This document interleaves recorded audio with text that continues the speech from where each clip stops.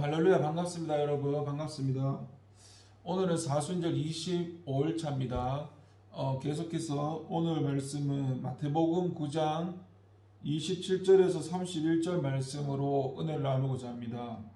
먼저 이 성도는 주를 왕 중의 왕으로 섬겨야 합당하다는 것을 알 수 있는데 27절에서 이 두 사람의 소경이 주님께 고침받고자 하는 그런 내용들입니다.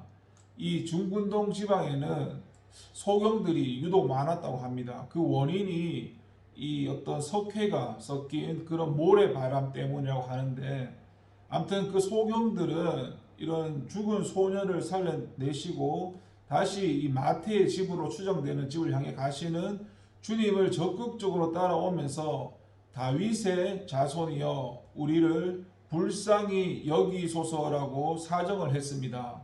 성도 여러분, 이 군중들 입에서 그리스도를 다윗의 자손이라고 고백한 경우는 이 두 소경이 그 첫 번째입니다. 이 두 소경들은 그리스도를 하나님이 보내신 만왕의 왕으로 알아보았던 것입니다. 왜냐하면 이 선지자들이 예언하기를 메시아는 반드시 이 다윗 왕족의 후손 중에서 나올 것이라고 말씀했고, 다윗 왕조의 고향 베들레헴에서 나실 것이란 사실을 강조했었습니다. 그래서 다윗의 자손이라는 말은 이 유대인들에게는 곧 메시아를 가리키는 그런 신앙 고백입니다. 우리는 수많은 백성 중에서 이런 불구자인 소경들이 예수 그리스도의 진면목을 가장 먼저 알아봤다는 사실에 우리는 도전을 받아야 합니다. 당시 이 구약 성경에 능통한 서기관들과 그런 율법학자들이 많았으나 그들은 그리스도를 그저 선지자나 아니면 랍비 선생 정도로만 알고 대했습니다. 또 백성들은 자신들의 그런 병과 굶주림을 해소시켜줄 그런 세속적인 메시아로 예수 그리스도를 대했습니다.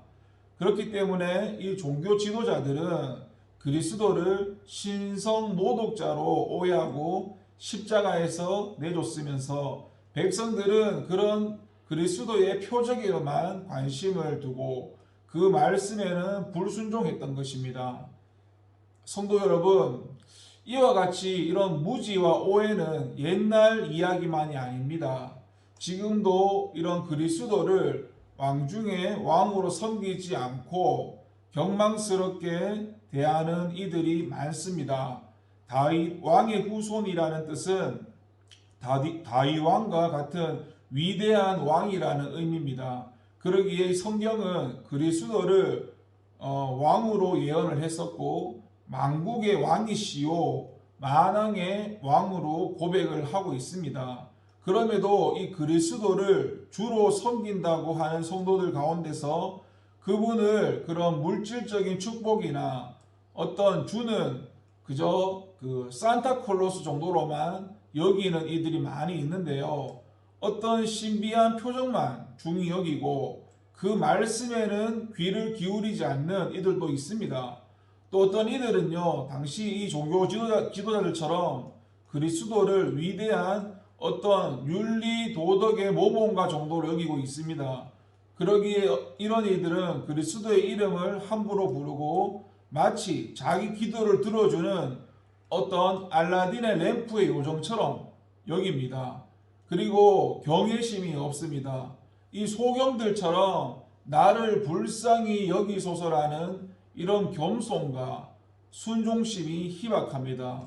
여러분, 우리는 그리스도를 주님이라고 부르는데 이는 고대 왕이나 군주를 호칭하는 용어입니다. 그러므로 성도들은 그리스도를 전지전능하시고 세상 모든 것의 통치자이시며 우리 생사화복을 결정권을 지니신 영원한 왕으로 알고 섬겨야 하는 겁니다.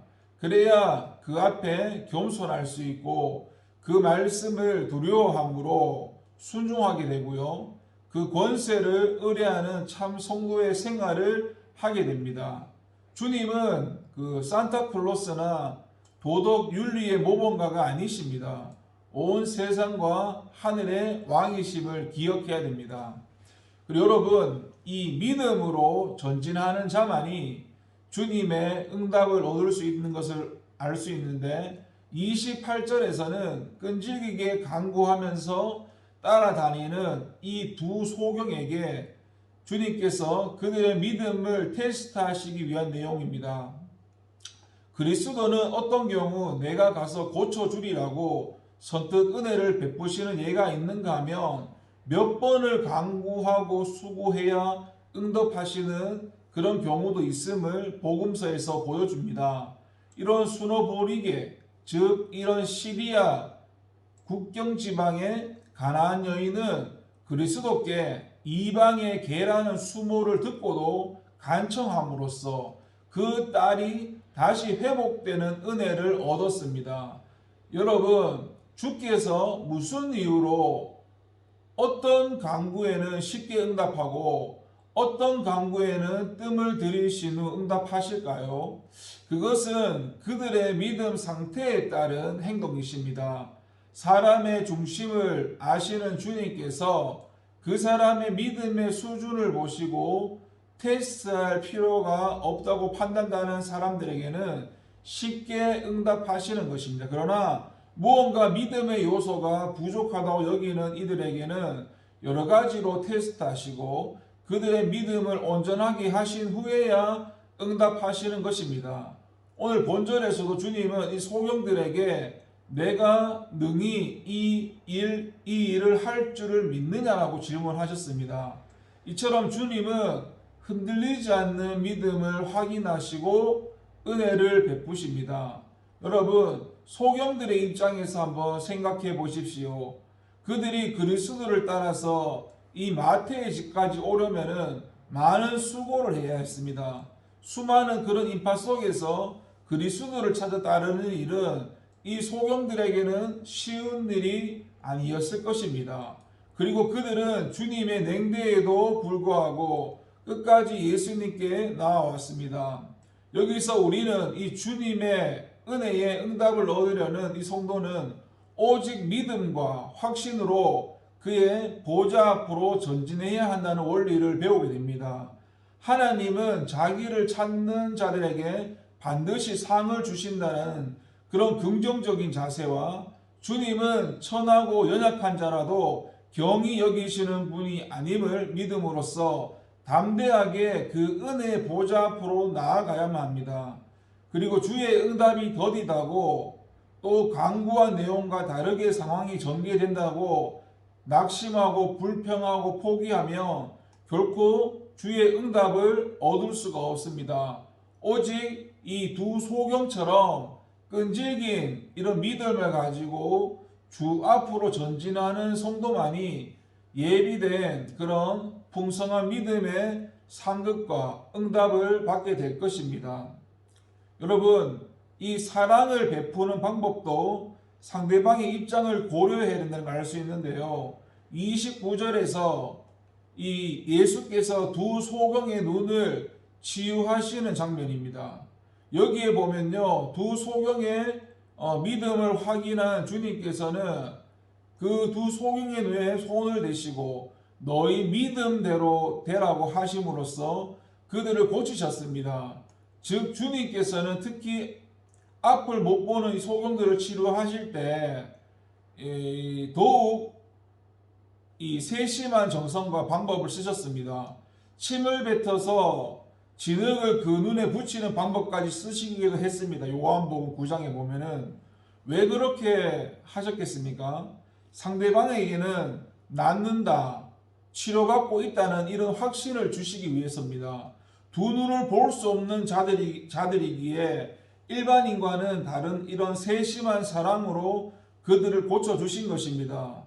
여기에 우리가 베푸는 그 사랑의 방법이 있습니다. 성도 여러분, 사도 바울은요, 이 교훈하기를 사랑을 베푸는 자는 무례하지 않아야 한다고 했습니다.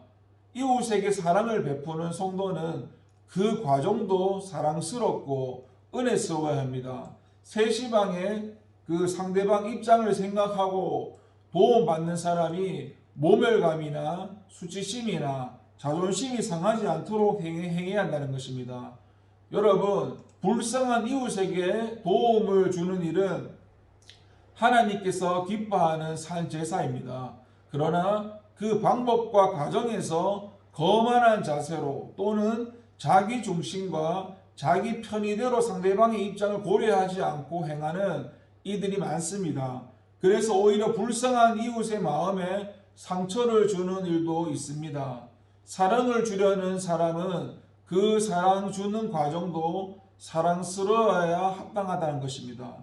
그리고 여러분, 마지막으로 이 그리스도의 은혜에 대한 침묵은 불가능하다는 걸 알 수 있는데 31절에서 삼가 아무에게도 알게 하지 말라는 주님의 명령에도 불구하고 두 소경이 이제 곧장 소문을 퍼뜨린 사실에 대한 증언입니다. 여러분, 소경이 눈뜬 사실, 그리고 소경된 당사자들이 눈을 떠보게 된 사실을 감출 수 있었겠습니까? 삼가 아무에게도 말하지 말라는 주님의 명령이 오히려 이 무리가 아닐까요? 그들의 가족이 있고 친구들이 있는데 그 눈뜬 놀라운 은혜를 어찌 침묵할 수 있겠습니까?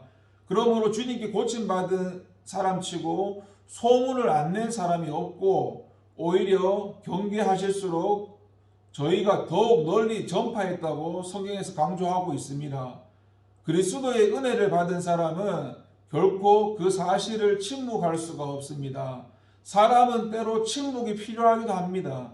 슬기로운 자는 지식을 감추어 두어도 미련한 자의 마음은 미련한 것을 전파한다라고 했듯이 때와 상황에 따라서 침묵하는 지혜도 성도한테 필요합니다. 그러나 주의 은혜를 체험한 자들은 도저히 잠잠하고 숨길 수가 없는 법입니다. 그 생명의 능력이 그로 하여금 가만히 침묵하고 앉아있게 하지 않기 때문입니다. 그래서 예레미야는 예언하지 않으려고 결심했지만 주께서 나를 권유하심으로 답답해서 견딜 수 없다라고 고백을 했습니다. 좋은 보석이나 멋있는 배우자를 얻는 자도 자랑하지 못해서 안달을 하는데 이 세상 최고의 보물인 영생이라는 그 은혜를 받고 침묵할 성도가 누가 있겠습니까? 오히려 침묵하고 있는 사람은 비정상 아닙니까? 여러분, 주님의 진정한 은혜를 받은 성도들은 모두 그 은혜를 자랑하고 전파하는 삶을 살았습니다. 우리는 지금 어떤 생활을 하고 있습니까? 우리는 주님으로부터 귀 속에서 들은 것을 지붕에서 전파하라는 명령을 받은 그리스도인의 증인들입니다. 소문내지 말 것을 엄히 명령받은 사람들도 주의 은혜를 전파했는데요. 전파하라는 명령을 받은 우리가 침묵하는 생활을 해서 되겠습니까? 때를 얻든지 때를 못 얻든지 주의 은혜를 소문내고 다니는 참된 성도가 되기를 소망하겠습니다. 기도합니다. 하나님, 사순절 기간에 주님께서 주신 은혜를 기억하게 하시고 은혜를 받은 자가 은혜를 나눌 수 있도록 주님 도와주세요. 감사드리고 예수님의 이름으로 기도를 드립니다. 아멘. 감사합니다.